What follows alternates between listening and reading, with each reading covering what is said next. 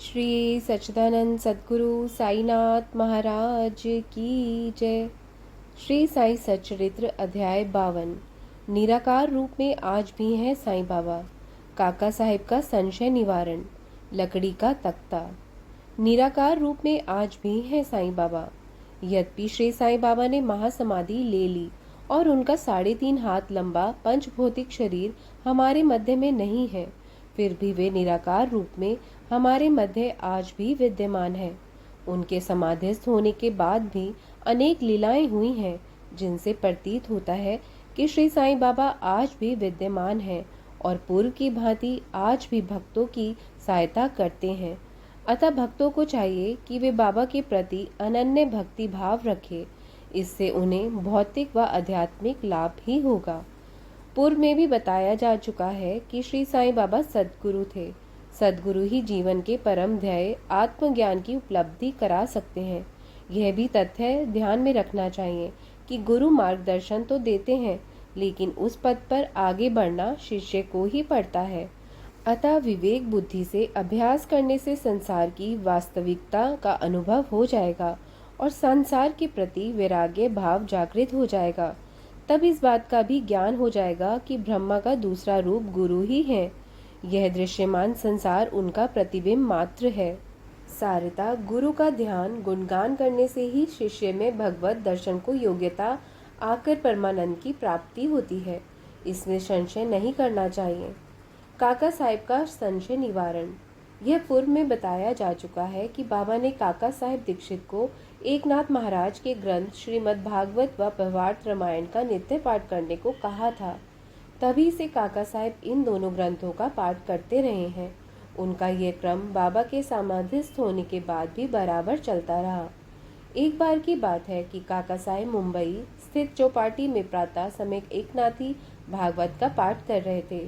श्यामा माधवराव देशपांडे व काका महाजनी भी उस समय वहां मौजूद थे और ध्यानपूर्वक पाठ श्रवण कर रहे थे। 11वें स्कंद के दूसरे अध्याय का पाठ चल रहा था। उसमें नवनाथों का वर्णन है, जिन्होंने राजा जनक को भागवत धर्म की महिमा बतलाई थी। ये नवनाथ है ऋषभ वंशीनाथ, कवि, हरि, अंतरिक्ष प्रबुद्ध, पीपल लायन, अविहोत्र, दुर्मिल, चमस व करभाजन। इन ग्रंथों में से कविनाथ ने भागवत धर्म, हरिनाथ ने भक्ति की विशेषताएं, अंतरिक्ष नाथ ने माया के बारे में, प्रबुद्ध नाथ ने माया से मुक्ति की विधि, पीपल लायन ने पर ब्रह्म के स्वरूप, अविहोत्र ने कर्म के स्वरूप, दुर्मिल ने परमात्मा के अवतार व कार्य, चमस ने नास्तिक की मृत्यु के बाद की गति व करभाजन ने कलयुग में भक्ति की पद्धतियों के बारे में राजा जनक को बतलाया था।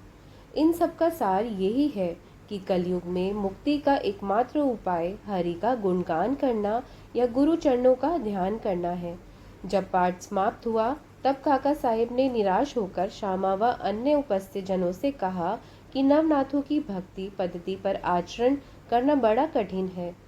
हम जैसे मूढ़ जनों में नाथों जैसी भक्ति कैसे आ सकती है? अनेक जन्म लेने पर भी संभवतः ऐसा होना असंभव है। तब फिर मुक्ति कैसे हो सकेगी?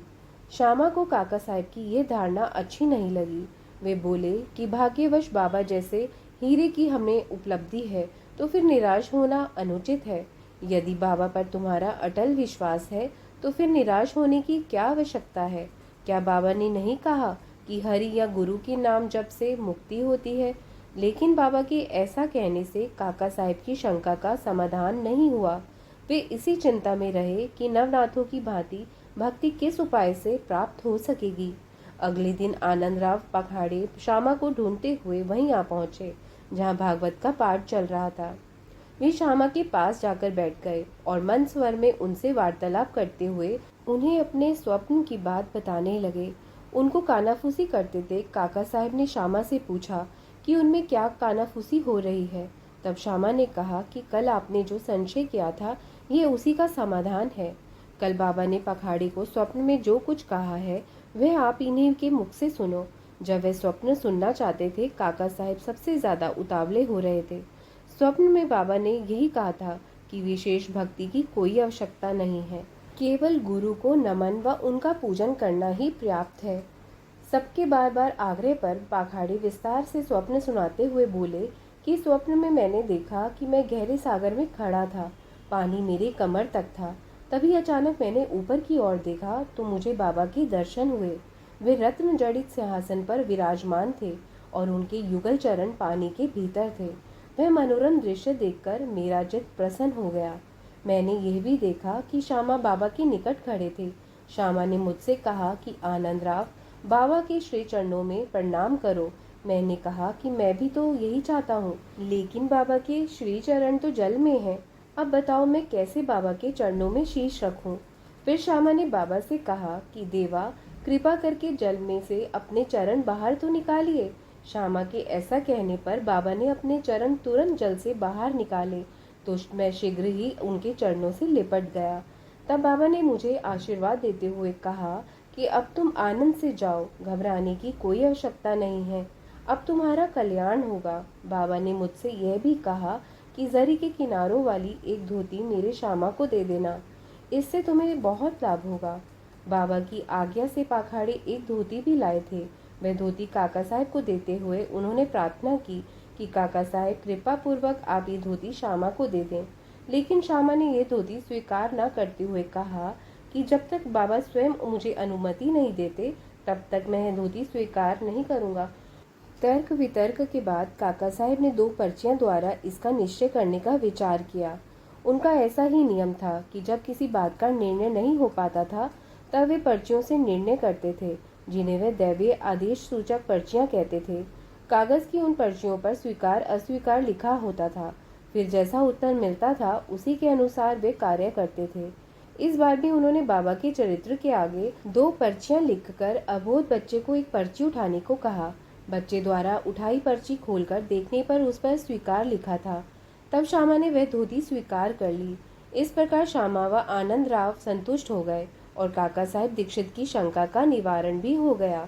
इससे सिद्ध होता है और शिक्षा मिलती है कि हमें संतों के वचनों का सम्मान करना चाहिए, गुरु पर पूर्ण निष्ठा रखते हुए उनकी आज्ञा का पालन करना चाहिए। संसार में गुरु तो अनेक हैं, लेकिन सद्गुरु ही सच्चा गुरु है, अतः उनके उपदेश का सदैव पालन करना चाहिए। लकड़ी का तख्ता। श्री साईं बाबा जीवन के प्रारंभिक वर्षों में लकड़ी के तख्ते पर शयन किया करते थे। वह तख्ता 4 हाथ लंबा और एक बित्ता हाथ की उंगलियों को फैलाकर अंगूठी के सिरे तक की नाप चौड़ा था। बाबा तख्ते के चारों कोनों पर मिट्टी के 4 दीपक प्रज्वलित रखते थे। बाद में बाबा ने उस तख्ते के टुकड़े टुकड़े कर दिए। एक बार की बात है, बाबा ने उस तख्ते की महत्ता के बारे में काका साहब दीक्षित को बता रहे थे। तब काका साहब ने बाबा से कहा कि देवा, यदि आपको अभी भी तख्ते से विशेष लगाव है तो मैं मस्जिद में एक दूसरा तख्ता लटकवा देता हूँ, आप आराम से शयन करें। तब बाबा बोले कि छोड़ो, अब मैं मालसापति को नीचे अकेला छोड़कर ऊपर सोना नहीं चाहता।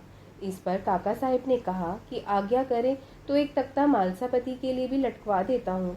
लेकिन बाबा बोले कि मालसापति भला तख्ते पर कैसे शयन कर सकते हैं? तख्ते पर शयन करना सरल कार्य नहीं है। ऐसा वही कर सकता है जो गुणी है, जो नेत्र खोल के नींद ले सके, वही ऐसे तख्ते पर शयन कर सकता है।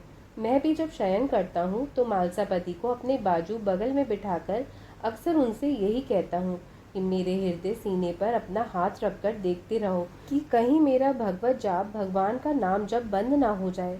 मुझे जरा भी नींद लेते देखो तो तत्काल जगा दो। लेकिन इतना मालसापति से हो नहीं पाता।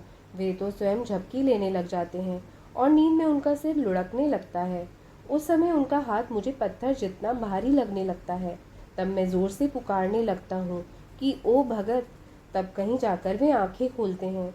अब जरा सोचो कि जो धरती पर ठीक ढंग से सो नहीं पाता, जिसका आसन ही सिद्ध नहीं है, जो निद्रा का दास है, वह भला तख्ते पर कैसे शयन कर सकेगा?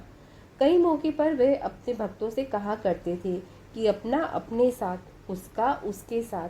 श्रीमद् भगवत गीता के दूसरे अध्याय के 69वें श्लोक में भी ऐसे लोगों के लिए कहा गया है कि या निशा सर्वभूतानः तस्यां जागृति संयमी, यस्या जागृति भूतानि सा निशा पश्यतो मुने। अर्थात सभी जीवों के लिए जो रात्रि है, उस नित्य शुद्ध बोध स्वरूप परमानंद में भगवत को प्राप्त योगी पुरुष जागता है, और जिस नाशवान क्षणभंगुर संसारिक सुख में सभी जीव जागते हैं, तत्वज्ञ मुनि के लिए वह रात्रि है। ओम साई नमो नमः। ओम साई राम, ओम साई राम। अब हम आगे अध्याय 53 का अध्ययन करेंगे। तब तक साई स्मरण करते रहिए, अच्छे कार्य करिए, किसी का दिल मत दुखाइए, बाबा के बताए हुए मार्ग पर चलिए, सत्य बोलिए, मन में दया भाव रखिए, बेजुबान पशु पक्षियों की मदद अवश्य करिए। ओम साई राम, जय साई राम। बाबा सबका भला करे। ओम साई राम।